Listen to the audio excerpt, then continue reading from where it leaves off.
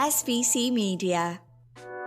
Welcome to iGaming Daily, analysing the news from the betting and gaming industry all over the globe, supported by the Canadian Gaming Summit, bringing you Canada's premier annual conference and exhibition for gaming and sports betting senior executives from across Canada and beyond. SBC Summit Barcelona is where you can experience the entire global industry coverage under one roof. Join 10,000 industry professionals for 3 days of game-changing conversation and education. Get your tickets now at sbcevents.com. At the end of 2022, there were 3 countries from Latin America that had everyone on the edge of their seats. These were Brazil, Chile, and Peru. We all know that the first one is taking its time to regulate the sports betting industry, and in recent iGaming Daily episodes, we discussed some of the provisional measure details and other developments. But today, we'll be dedicating this space to the other 2, Chile and Peru. Both have approved different projects in the last few months, and some are completely different from each other, for good and bad reasons.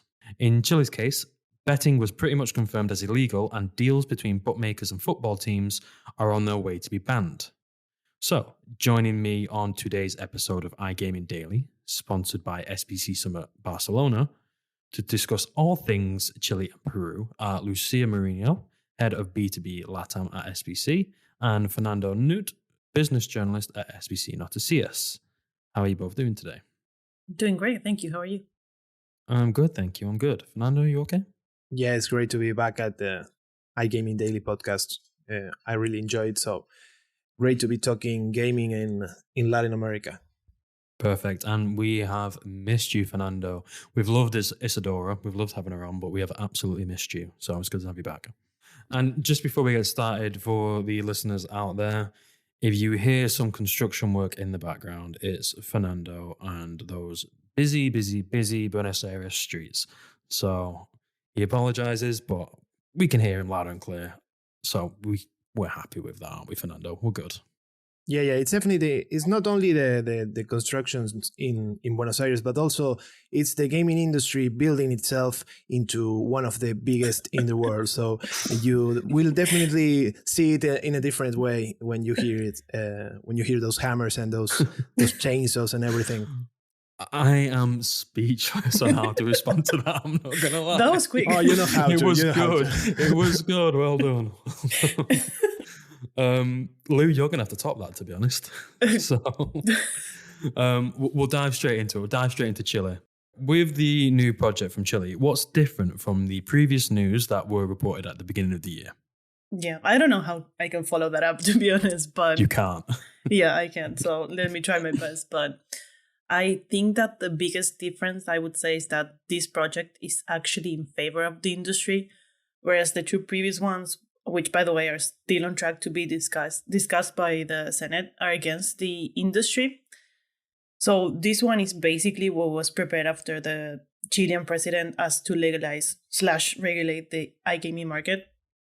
And an economy commission of the Chamber of Deputies voted in favor of the project, which now has less than a week to receive comments and move forward to full vote. So currently, the gambling regulator, the Superintendencia de Casinos de Juego, estimates that there's operations worth between $130 and $170 million annually. But once that market is operational, they believe that the number could be 5 times bigger. And out of those bets, the government could actually collect more than $50 million in taxes, which would then be directed to public entities. At least that's what they're expecting. And I would say that more importantly, this also introduces rules to protect players who can currently pretty much access these type of services but are completely unprotected. And so is their data. Mm-hmm. So, hypothetically speaking, this gets approved by the Chamber of Deputies and eventually by the Senate. What would the licenses look like? So surprisingly, there's actually plenty of information about the licenses because all of this has been included in a document that was signed by the president just a few months after he started his presidency, where he was asking to get this industry regulated, and he highlighted all the benefits that could come from sports betting and iGaming. And although, like I said, it's receiving comments and could be changed in the future because this is just the first step. For example, based on this document, it means that the licenses would be renewable and for 5 years, and the process would not be competitive, meaning that companies would not compete between each other for a license. They would get a license if the regulator considers that they qualify for it.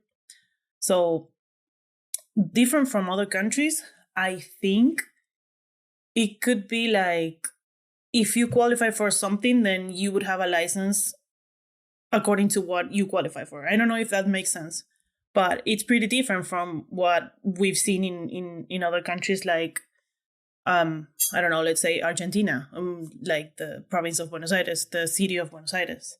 I don't know, Colombia as well. Colombia is one of the countries that Chile is probably looking at because, again, the Colombian industry is the most advanced one in the region. So, it could change in the next few months, but 5 years renewable licenses is what we're looking at in Chile. Mm-hmm. And Lou, you mentioned details about the new projects, but Fernando, can you just share what the other two projects include? So there's a project by a proposed bill by one of the Chilean deputies that wants to ban sports betting sponsorships in sports teams, sports athletes, any deals with any type of competition even in Chile would be banned. That will definitely be a bit crippling for sports betting operators, for international companies trying to promote themselves in Chile, but it's slowly making some progress in Congress. So we may see this happening in the near future. This is a bill that was first introduced back in 2022 by Deputy Marco Zulantay, who criticized the increasing amount of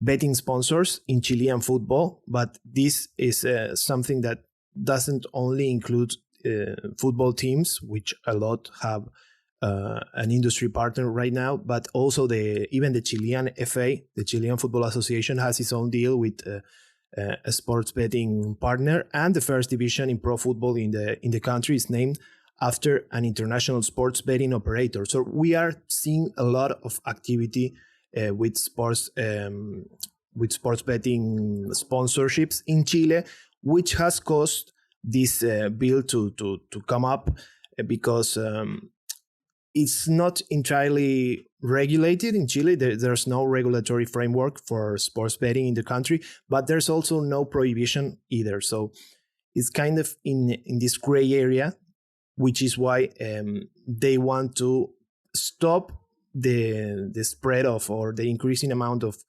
sports betting sponsorships in the country. And even though this was first introduced in 2022, I think it's going to be a year in these days. Like, it's been almost a year by now. And in April, the Chamber of Deputies finally approved the bill, and it's going to be sent to the Senate for further discussion. But there's still no public timeline for that just yet, so we're going to have to wait and see what the Senate does. The other restriction is not specific. It's not strictly a proposed legislation, but rather a resolution by the Internal Tax Service, which approved a resolution again, and that excludes all companies without local address and those that conduct illegal activities from the simplified tax regime in the country. Again, this one is a bit more tricky because sports betting, like I said, does not have a proper regulatory framework, but it's not prohibited either. So I think, and this is my opinion again, that they are still in a very much gray area that allows them to continue operating without this resolution having that great of an impact in their business, especially because there's no authority in Chile that is willing to at least for now, right? To take a step forward and actually enforce any sort of penalties, as they all claim, oh, it's not my jurisdiction. Like the regulator says, no, it's not my jurisdiction. The tax authority should do something. And the tax authority says, no, here's all I can do, but I can't enforce any penalties. So we're going to have to wait and see what happens first. If some governing body decides to take a step forward and finally enforce all these warnings and penalties that they claim they will enforce, or if there's finally a bill that finally turns into law and sets a proper regulatory framework for the gaming industry in Chile. Mm-hmm. Excellent. And for the listeners out there who are also going to wait and see about those updates, keep an eye on an SBC not to see us. Well, Lou and Fernando will keep you up to date on all the breaking news. But just going back to the project that paves the way for regulated sports betting and iGaming, if approved, would it allow sponsorship deals between teams and sportsbooks? I think it's definitely a yes, and that we will see sponsorship deals, which again, there's already a lot of them. But there's this bill that wants to ban all these types of partnerships. But the thing about this sponsorship ban bill, this proposal to ban sponsorship deals, is that when Deputy Sulantay first filed this draft back last year, he explained that sports betting is not yet completely legal, like we said here, in Chile. So that's why he pushed this sponsorship ban, in order to either enforce it as soon as possible or just drop it in case proper regulation gets passed. Like, if there's another piece of regulation that sets a proper framework for the industry and says, okay, so these are the companies that have licenses, or these are the companies that we think are have a proper business to operate in Chile, I think those are the companies that will have the opportunity to finally sign some sponsorship deals in Chile, because we are already seeing that teams and organizations are willing to make this type of deals with the industry. But we just need to wait and see what happens with this sponsorship ban bill, and then with the proper, bigger and wider bill that will eventually legalize the activity in the country. Yeah, I agree, because like, how do you promote the industry if you don't have football? Exactly. I mean, sports teams in general, not just football, but again, football is everything in South America and Latin America. But how do you allow operators to promote their products? It's impossible. How do you approve a regulation without sponsorship deals? Even if they're not like mentioned on the bill, you have to talk about it. Even if it's an amendment or a modification, it has to be there. So yeah, I think that if a regulation gets approved, eventually it will change. It will change the other one, like the other project. That's what I mean. At some point, it will be legal and it will be regulated.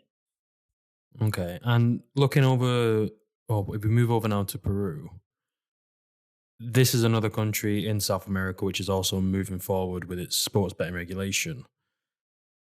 What's been happening there? Well, Peru had already passed new legislation in 2022. It had tidied up the gaming industry's framework, because there's been a proper gaming industry in Peru for a while now. They have a very strong land-based culture, but this bill came to like tidy everything up, and Congress. But however, the Congress recently passed an amendment to that previous bill, because apparently they discovered several loopholes for potential tax evasion in the gambling regulations that they passed and signed, and that then President Pedro Castillo signed. So that's a big whoops in Peru. It's a big whoops.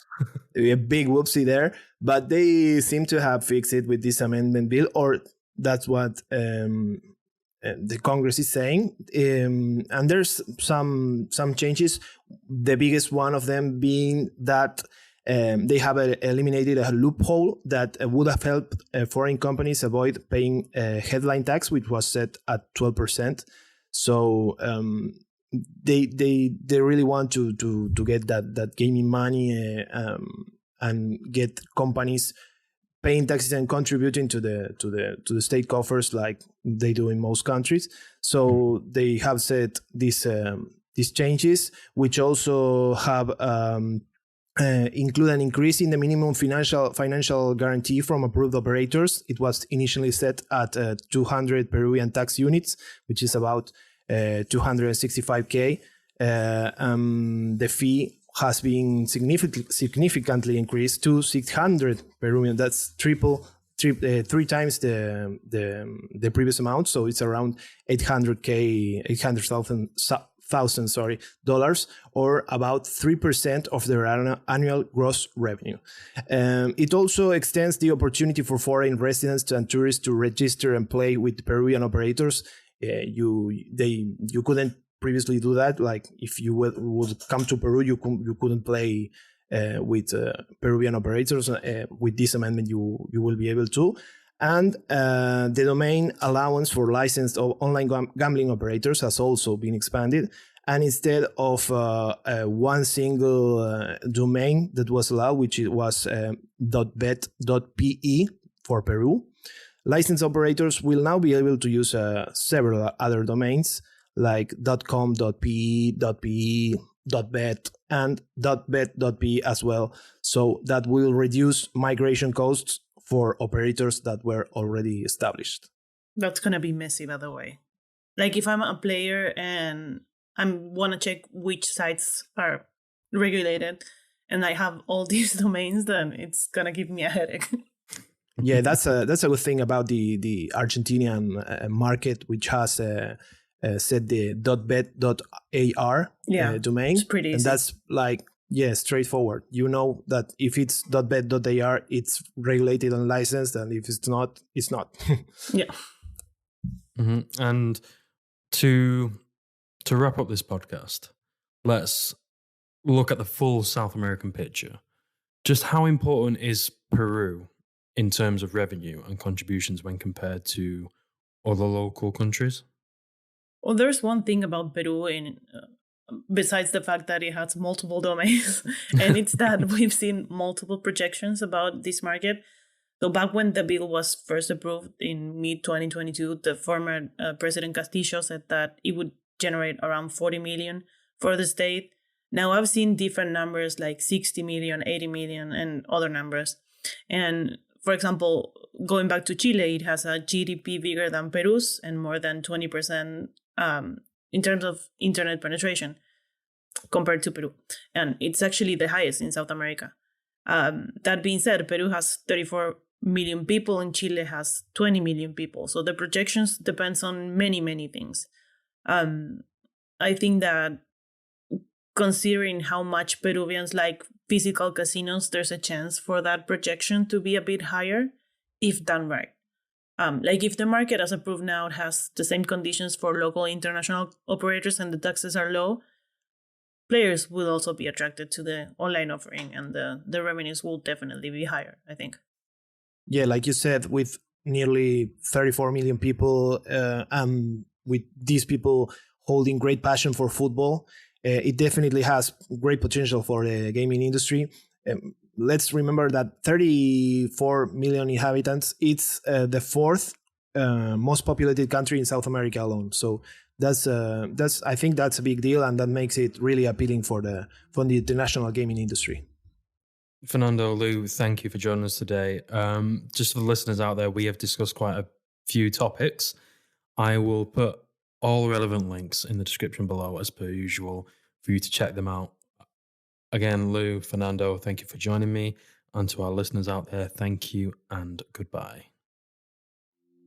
Thank you for listening to today's episode of iGaming Daily, brought to you in conjunction with the Canadian Gaming Summit, being held at the Metro Toronto Convention Centre on the 13th to the 15th of June. If you want to find out more about some of the subjects raised today, feel free to explore any of the sites in the SBC News Network or check out the latest edition of the SBC Leaders magazine. Happy reading.